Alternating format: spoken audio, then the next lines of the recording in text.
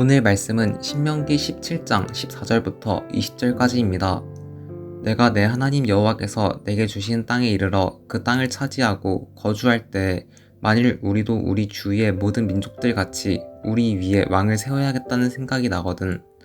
반드시 내 하나님 여호와께서 택하신 자를 내 위에 왕으로 세울 것이며 내 위에 왕을 세우려면 내 형제 중에서 한 사람을 할 것이요 내 형제 아닌 타국인을 내 위에 세우지 말 것이며 병마를 많이 두지 말 것이요 병마를 많이 얻으려고 그 백성을 애굽으로 돌아가게 하지 말 것이니 이는 여호와께서 너희에게 이르시기를 너희가 이후에는 그 길로 다시 돌아가지 말 것이라 하셨음이며 그에게 아내를 많이 두어 그의 마음이 미혹되게 하지 말 것이며 자기를 위하여 은금을 많이 쌓지 말 것이니라. 그가 왕위에 오르거든 이 율법서의 등사본을 레위 사람 제사장 앞에서 책에 기록하여 평생에 자기 옆에 두고 읽어 그의 하나님 여호와 경외하기를 배우며 이 율법의 모든 말과 이 규례를 지켜 행할 것이라.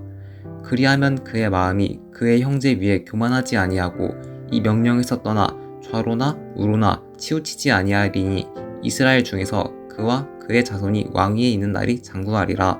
아멘.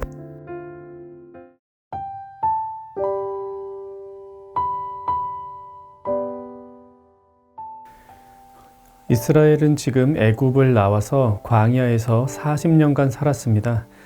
이제 하나님께서 약속하신 땅인 가나안에 들어가기 직전입니다. 들어가기 전에 모세는 백성들에게 하나님 말씀을 설교합니다. 신명기서 거의 전체가 모세의 설교인데요. 이 설교의 목적은 분명합니다. 가나안 땅에 들어갔을 때 하나님께서 원하시는 삶을 백성들이 살게 하기 위해서입니다. 오늘 본문에서는 왕에 대한 하나님의 뜻을 분명히 말하고 있습니다. 가나안 땅에 들어가서 왕을 세울 때 지켜야 할 것들을 말씀하십니다. 먼저 중요한 건 왕을 세우는 제도는 하나님께서 명령하신 제도가 아니었다는 사실입니다.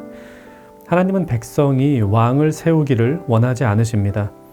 누군가가 하나님 백성의 왕이 되기를 원하지 않으십니다. 왜냐하면 하나님 백성의 왕은 오직 예수 그리스도 한 분뿐이시기 때문입니다. 주님만이 왕이십니다. 그런데도 하나님은 백성들에게 왕을 세울 때의 규정을 말씀하십니다. 14절에 내가 내 하나님 여호와께서 내게 주시는 땅에 이르러 그 땅을 차지하고 거주할 때에 만일 우리도 우리 주위의 모든 민족들 같이 우리 위에 왕을 세워야겠다는 생각이 나거든.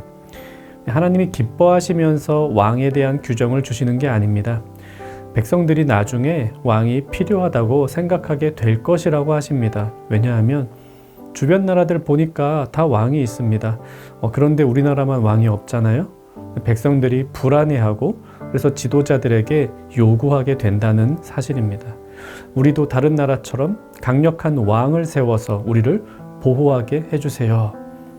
하나님께서 예견하신 대로 이런 일은 사무엘 시대에 일어납니다. 사무엘상 8장 5절입니다. 모든 나라와 같이 우리에게 왕을 세워 우리를 다스리게 하소서.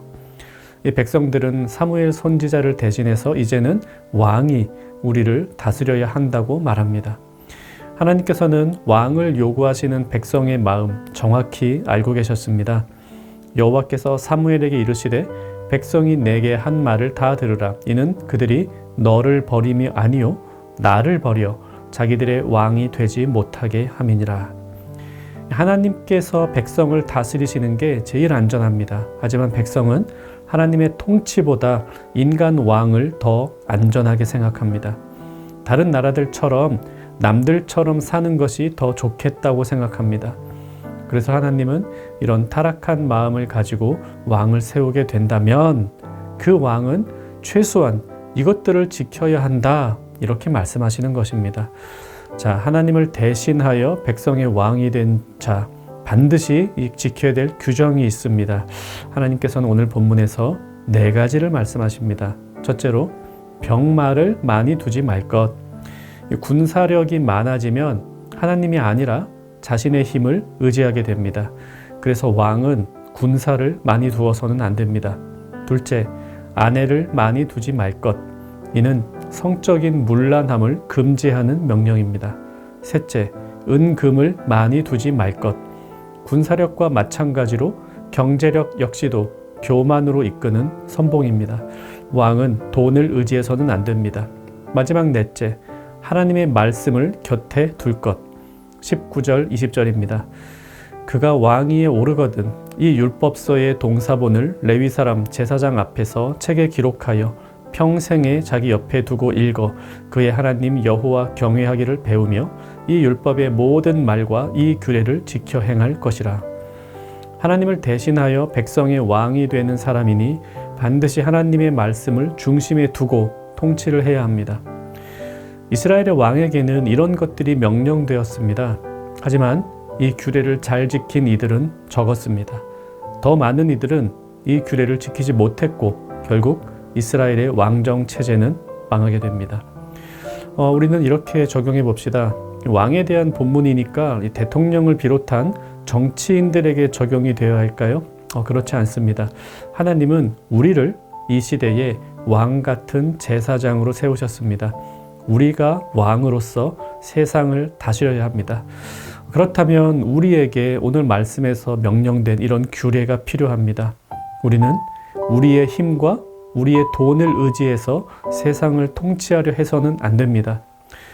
대형 교회가 나쁜 것은 아니지만 만약 돈과 가득한 세력으로 하나님의 일을 하려 한다면 그것은 하나님께서 세우시는 왕으로서의 자격이 없는 것입니다. 돈이나 힘이나 모두 우리가 이용할 수 있는 것이지 우리가 그것들을 의지해서는 안 됩니다. 또한 왕으로서 우리는 성적으로 순결해야 합니다. 무엇보다 하나님의 말씀을 중심에 두어야 합니다. 이런 자격을 갖춘 이가 하나님 나라의 왕이 될 수가 있습니다. 그런데 이런 조건으로만 치면 우리는 참 부족합니다. 부족하지만 하나님께서 우리를 왕으로 부르셨다는 사실은 여전합니다. 변하지 않습니다. 하나님은 부족한 우리를 폐위하시는 대신에 날마다 거룩하게 만들어 가십니다. 지금은 힘에도 약하고 성적 유혹에 약하고 돈에 약하고 말씀은 멀리하는 우리들이지만 성령 안에서 날마다 거룩하게 하시어 하나님께서 원하시는 왕의 풍모를 갖추게 하십니다. 그것이 우리가 믿는 바입니다. 내가 대단한 사람이어서가 아니라 내가 모든 조건을 갖추었기 때문이 아니라 하나님께서 나를 왕으로 임명하시고 왕으로 삼아주신다고 믿습니다. 그래서 우리는 오늘도 담대하게 하나님의 말씀으로 세상을 통치하기 위해 한 걸음 겸손하게 내디딜 수 있습니다. 말씀 생각하며 기도합시다. 힘과 돈과 쾌락 의지하지 않고 살게 하옵소서. 하나님의 말씀을 삶의 중심에 두고 살게 하옵소서. 오늘 하루도 겸손한 왕으로 살아가는 청년가족 되기를 바랍니다.